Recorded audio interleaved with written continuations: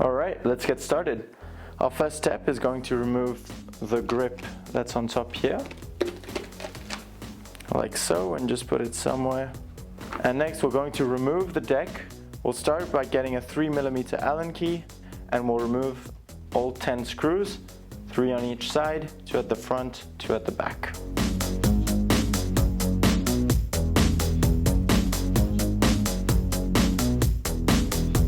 Once all of the screws are removed, we can remove the deck.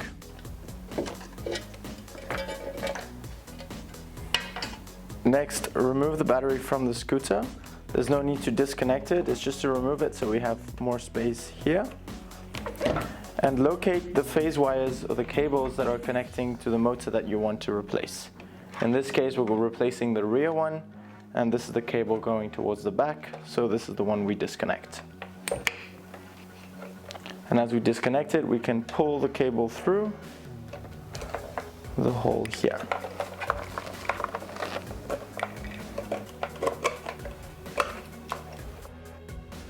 Next, grab your 5mm Allen key and we'll remove our brake caliper, turning anti-clockwise on those 2 screws. This is not necessary, it's just a precaution. That way when we remove the wheel and when we put it back, it'll be easier with a brake disc, and we're sure not to bend the disc. Once that's off, you can grab an 18mm wrench and just undo the wheel here. Loosen both sides a bit until you can completely remove the screw. There's a locking washer on the front here, so just remove that. Make sure it's out and no longer in that small hole. There we go. Same thing on the other side.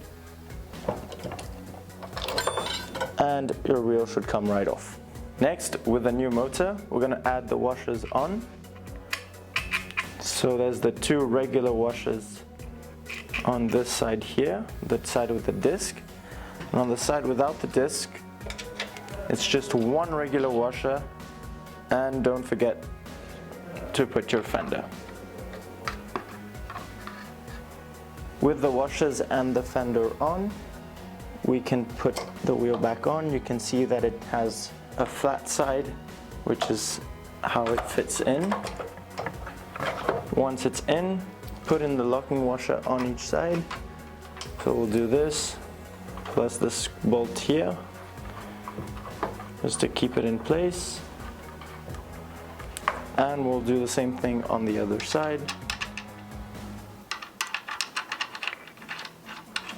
Then grab your 18mm wrench and tighten it fully. Once it's tight, we can put the brake caliper back on. Make sure the disc goes between the brake pads, and we'll place each one here. And use your 5mm Allen key to tighten the brake caliper.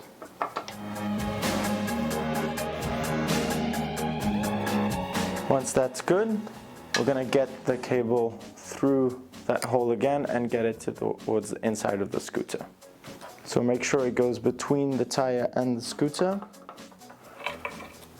and get it to go through that hole there. Remember to leave some space here and just put the cable back in place.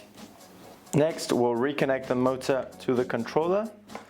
Make sure that the small bit here goes with the dent that's on the other side, that you're connecting it the right way. Next, get the battery back in. Make sure there are no cables that are under the battery. And once it's in, let's get all those cables nice and clean. Stack them inside. Make sure your waterproof gasket is all good. And once it's all good, let's get the deck back on here. And we'll start screwing in each one.